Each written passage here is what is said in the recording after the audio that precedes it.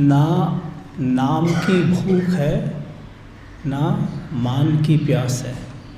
इस लाइन में, इस गाने में ये लाइनें थी, बहुत अच्छी लाइनें थी। नाम मान शान क्या करवाता है हमसे, आप बताओ। जब हम नाम मान शान के पीछे भागते हैं तो क्या हो जाता है? कोई भी जो बोलना चाहे हाथ उठा के बोल सकता है, क्योंकि सारे एक साथ बोलते हैं पता नहीं चलता। हाँ बोलो। देहभान क्या होता है? देहभान मतलब देहभान आ जाता है या देहभान के कारण हम नाम मान शान की इच्छा रखते हैं, ये पॉइंट है। नाम मान शान रखने से देहभान आता है या देहभान से नाम मान शान आता है? देहभान से आता है, देह अभिमान से आता है? देह अभिमान से आता है। What is the difference between देहभान एंड देह अभिमान? और देहभान जैसे कलयुग में सबको है, ठीक है। अब उनमें हर कोई नाम मान शान के पीछे नहीं है, बस कितने तो ऐसे हैं बस चल रही है, कट रही है, और क्या है, बस 2 रोटी शाम को मिल जाए, 2 सवेरे को, ठीक है ना। लेकिन नाम मान शान क्या है? ये देह अभिमान से पैदा होता है, ऐसा चिंतन कह रहा है ना। तो देह अभिमान क्या है? जो बुद्धि का अभिमान हो जाता है कि मैंने किया, मैंने ये किया, मैंने वो किया और मेरा नाम भी नहीं लिया गया। मैंने इतनी सेवाएं की, मेरा नाम भी नहीं लिया, बताओ, मेरे से बैठने के लिए भी नहीं बोला। होता है ऐसा, हर जगह होता है ना ये। और यहाँ भी कई बार ऐसा हो जाता है कि हमने इतनी सेवाएं की, शिवरात्रि की इतनी सेवाएं की, इतने भागे, इतना सहयोग दिया, और बहन जी ने तो मेरा नाम तक भी नहीं लिया किसी के सामने। होता है ऐसा? हो जाता है ना, कभी कभी ऐसा होता है। ये क्यों होता है? क्योंकि हम सभी पुरुषार्थी हैं। हमें कोई ये दावा नहीं कर सकता कि मैं इससे पूरी तरह छूटा हुआ हूँ। हम सभी पुरुषार्थी हैं और हमें हर क्षण इस पे अटेंशन रखनी है। जैसे ही मन कहे ले मुझे तो पूछा ही नहीं, तो उसको तुरंत जवाब देना है कि जो तूने सेवा की, हे मेरे प्यारे मन, जो सेवा तूने की उसका पुण्य तो तुझे मिल गया। सेवा तूने ईश्वर की उसने तो तेरा पुण्य लिख दिया, तुझे तो मिल गया। और वो पुण्य हर कदम तेरे साथ है, क्योंकि पुण्य आत्माएं जो होती हैं ना, उनके थॉट बड़े प्योर और पावरफुल होते हैं, जिसके कारण उनका जो ऑरा होता है, जिसको कहते हैं, इस शरीर के अंदर एक एनर्जी बॉडी होती है, लाइट की बॉडी इस शरीर के अंदर होती है, उसका प्रकाश हमारे संकल्पों से तय होता है। अगर मेरे संकल्प बड़े प्योर हैं, पावरफुल हैं, खुशी से भरे हुए हैं, देने वाले हैं, तो वो ऑरा वाइट होता जाता है। इसलिए उन्हें कहते हैं फरिश्ता।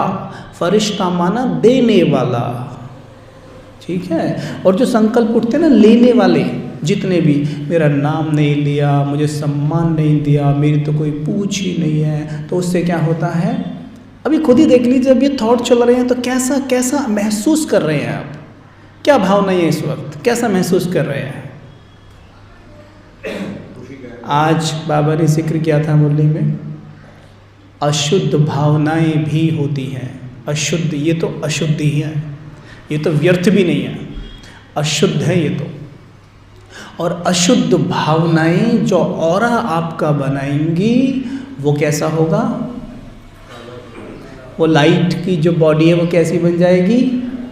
काली। और फिर लोग कहेंगे हमने भूत देखा। हमने यहाँ भूत देखा, वहाँ भूत देखा। एक्चुअल में क्या है कि जो आत्माएं देने वाली होती है, देती हैं, सुख देती हैं, शांति देती हैं, प्यार देती है, चाहे वो शरीर के अंदर हो या शरीर से बाहर हो, वो फरिश्ते हैं, ठीक है।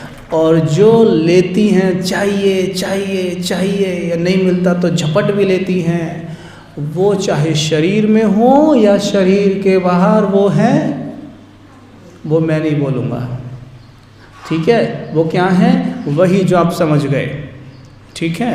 वो शरीर में हो या बाहर हो, वो दुख ही देती है ना, तो कह भी नहीं देते हैं हम, अरे तुम तो मेरे पीछे भूत की तरह ही पड़ गए हो, है ना। एक्चुअल में ये नोट करना है।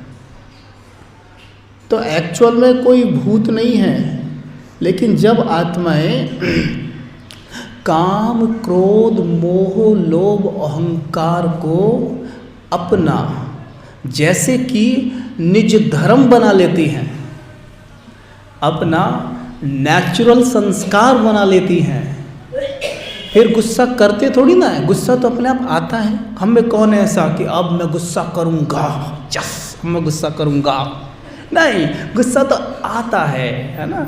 हम में कोई ऐसा नहीं है जो कह के ईर्ष्या करे, मैं ईर्ष्या करूँगी इससे, नहीं, ईर्ष्या होती है। इवन कई बार तो हम उससे इतनी घुटन होती है कि हम उससे जल्दी से जल्दी छूटना चाहते हैं, जैसे मानो किसी ने हमारा गला दबा दिया हो, है ना। ईर्ष्या होती है क्योंकि वो हमारा संस्कार बन गया है।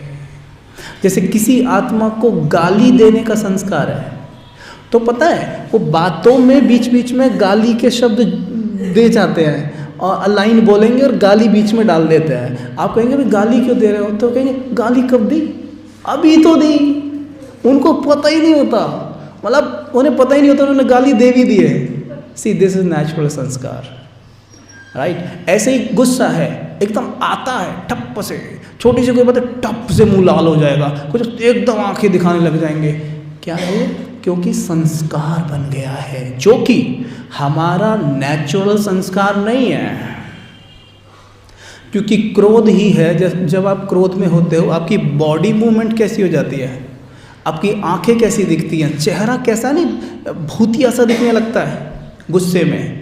तो सिंपल सी बात है कि नेचुरल संस्कार है ही नहीं, तो हम इसे नेचुरल बोल ही नहीं सकते हैं। लेकिन आजकल हम बड़े आराम से कह देते हैं भाई गुस्सा करना तो नॉर्मल है, आजकल तो सभी गुस्सा करते हैं, बिना गुस्से के काम थोड़ी ना होता है ना, कह देते हैं ना। तो गुस्से को हमने नेचुरल कह के बनाया है, हमने अपने माइंड को एक्सेप्ट कराया है कि यस मेरे माइंड, गुस्सा करना अच्छी बात है, this is natural, you have to do it, you have to create it. Mind कहता है जी मालिक, और वो बात बात पे फिर गुस्सा करता है। साथ में हम ये भी लाइन जोड़ देते हैं कि तुमने मेरा गुस्सा भी देखा नहीं है, मेरा गुस्सा देखा नहीं है ना तुमने भी। तो गुस्सा बड़ा खुश होता है, वाह मुझे मेरा बोल रहे हैं ये, मैं इनका हूँ। आपसे गले लग जाता है गुस्सा खुशी के मारे, वाह वाह वाह वाह, मैं इनका हूँ, ये मेरे हैं, अब तो इनको छोड़ के कभी जाऊँगा ही नहीं। इन द सेंस गुस्से को ये कहना कि मेरा गुस्सा तुमने देखा नहीं है अभी, मतलब कि ये कहना कि मैं रावण से बड़ा इम्प्रेस हूँ, I am the fan of Ravan. Ravan से तो मैं तुझे कभी छोड़ के ही नहीं जाऊँगा, मैं तो ऐसे शिकार खोजता रहता हूँ, ठीक है। तो कभी भी गलती से ये मत कहना कि तूने मेरा गुस्सा देखा नहीं है। कभी ट्राई करके देखना, किसी को कहना कि तूने मेरी शांति देखी है, कभी कह के देखना है? कह के देखो एक बार, कह सकते हो कि तूने मेरी शांति देखी नहीं है, मैं बहुत शांत रहता हूँ, चाहे तो कुछ भी कर ले मेरे को कोई फ़र्क नहीं पड़ने वाला, मैं बहुत पीसफुल हूँ, बहुत शांत हूँ, है ना। करके देखो, है इससे क्या होगा, मेरे माइंड की प्रोग्रामिंग हो जाएगी। माइंड तो एकदम से ऐसे है जैसे रेस्टोरेंट में एक वेटर आपके पास खड़ा होता है, वो कभी ये नहीं कहता आपसे कि नहीं सर ये मत लो, ये ले लो, ये मत लो सर, ये ले लो। क्या कहता है, जी सर, जी सर। आप किसी बड़े होटल में जाओ, है ना, आप कहेंगे ये जी सर। आप चाय मंगाओ, चाय ला के देगा, कॉफ़ी कॉफ़ी, दूध दूध, जूस जूस, यस। नाउ ऐसे ही हमारा माइंड है, वो बिल्कुल उस वेटर की तरह है जो आपके पास आके खड़ा हो जाता है, जिसके पास सारा माल है, सारा माल है, बस ऑर्डर करना है आपने। लेकिन यह ऑर्डर देने का तरीका होता है। वहाँ तो हम रेस्टोरेंट में जाके ऐसा बोलते हैं, कॉफ़ी चाहिए,